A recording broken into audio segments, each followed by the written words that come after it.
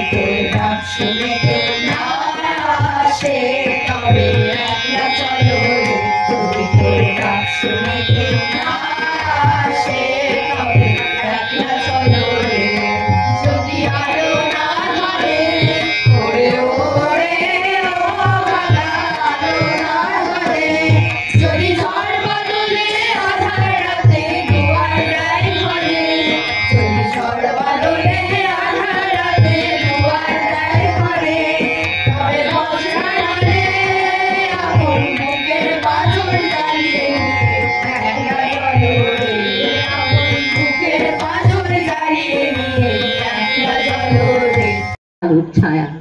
স্বাধীনতা তোমার জন্যে মোল্লাবাড়ির এক বিধবা দাঁড়িয়ে আছে নরবরে খুঁটি ধরে দগ্ধ ঘরে। স্বাধীনতা তোমার জন্যে হাড্ডিসার এক অনাথ কিশোরী শূন্য থালা হাতে বসে আছে পথের ধারে।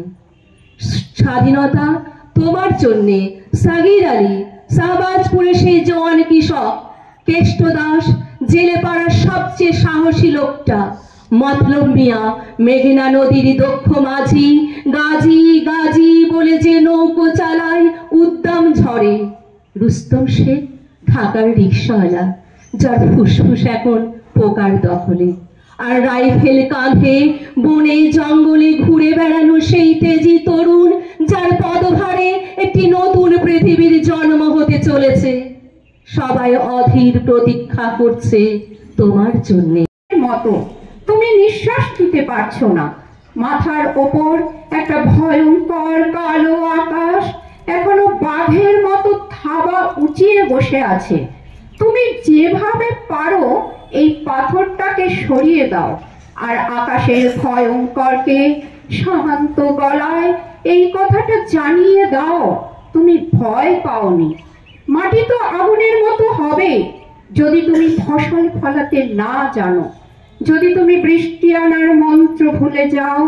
তোমার স্বদেশ তাহলে মরুভূমি। যে মানুষ গান গাইতে জানে না, যখন প্রলয় আসে সে বোবা ও অন্ধ হয়ে যায়। তুমি মাটির দিকে তাকাও, মাটি প্রতীক্ষা করছে।